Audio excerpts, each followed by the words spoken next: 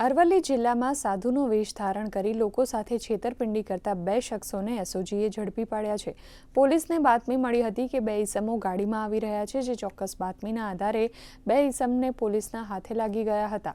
આ અંગે ધનસુરા પોલીસ મથકે એક ગુનો દાખલ થયો હતો, જે ગુનાની તપાસમાં અરવલ્લી જિલ્લામાં એસઓજીને મોટી સફળતા મળી છે। અરવલ્લી જિલ્લા એસઓજીએ આરોપીઓ પાસેથી સોના ચાંદીના ઘરેણાં, રોકડ, મોબાઈલ અને કાર સહિત 9 લાખનો મુદ્દામાલ કબજે કર્યો છે।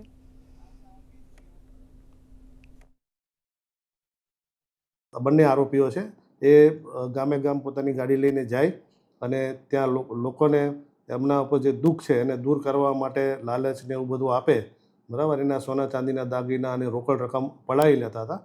તો આ પ્રકારની કાર્યવાહી એ લોકો કરતા હતા, ગુનાહિત પ્રવૃત્તિ। તો એના આધારે આની ધરપકડ કરી લેવામાં આવેલ છે। એ ફાટક પાસે ગાડી આવતા એમને રોકેલી, તેમાં 2 ઈસમો મળી આવેલા। એ બંને ઈસમોની યુક્તિ પ્રયુક્તિ અને પૂર્વક પૂછપરછ કરવામાં આવેલી, જેથી તેઓએ જે ધનસુરા ખાતે જે ગુનો બનેલ છે એ ગુનાની કબૂલાત આપેલી, જે આધારે તેમની અટકાયત કરવામાં આવેલી। તેમની પાસેથી રોકડ રૂપિયા 1 લાખ, સોનાની ચેન 80,000 રૂપિયાની, સોનાની વીંટી 25,000 રૂપિયાની, સોનાની કાનની બુટ્ટી, પછી ચૂની તથા ચાંદીના અમુક દાગીના તથા જુદી જુદી કંપનીના 5 મોબાઈલ મળી કુલ 9,90,000નો મુદ્દામાલ એમની પાસેથી હસ્તગત કરવામાં આવેલ છે।